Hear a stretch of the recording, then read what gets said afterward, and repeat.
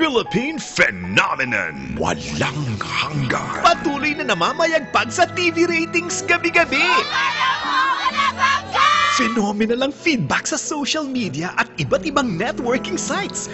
Phenomenal ang official soundtracks. Platinum na ang Volume 1. May Volume 2 pa. Inudubog ang mga mall shows.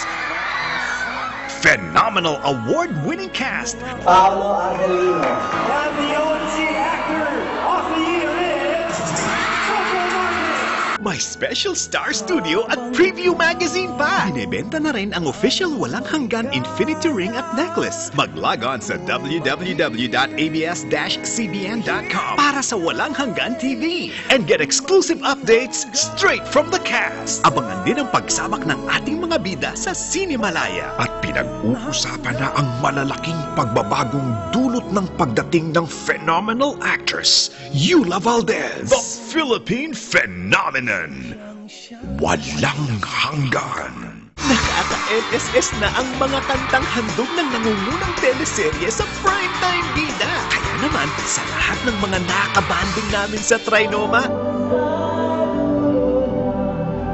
walang hanggang pasasalamat, kapamilya! Welcome mga kapamilya! Ako si Bianca Gonzalez and you are online dito lang sa Walang Hanggan TV, your ultimate source about anything and everything tungkol sa Walang Hanggan. Sigurado akong excited kayong lahat dahil today ang isa sa pinakahihintay na episode ng WHTV.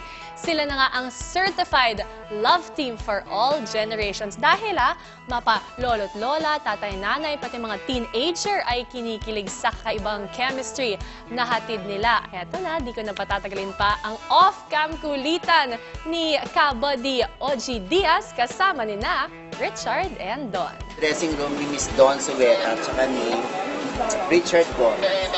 Isa sa mga itinuturong dahilan kung bakit number one itong Walang Hanggan ay dahil sa pagbabalik ng love team ni Don at ni Richard. Ano sikreto? I think pati yung mga fans yun, yung mentality nila, nag-mature na sila. To them, it doesn't matter kung partner ko na basta sa kanila. It's a project, it's the team. Masang-masa si Miss Don. Kain po kayo, Tingnan mo.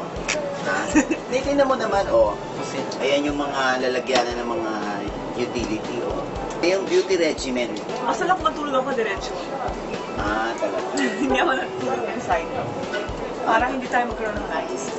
Nakakakilig kasi mga eksena ng ni Gomez. Pagdating daw ba sa bahay, hindi ba merong kunwari, kay Lucy, kay Congressman, merong sabi, uy, ang sweet ni Richard, tsaka ni Don. Wala naman sa kanya. Alam naman niya na ganun talaga yun. Yung kalakaran. Si Lucy, pa nasa bayan, talagang pinapanood niya yung Walang Hanggan.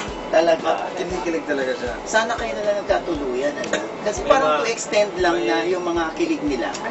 May ganun bang moment sa inyo sa personal? Alam naman nila na masaya naman kami sa sarili namin mga buhay ngayon. So parang they wouldn't want din naman na masira yun. Kasi alam nila malulungkot kami.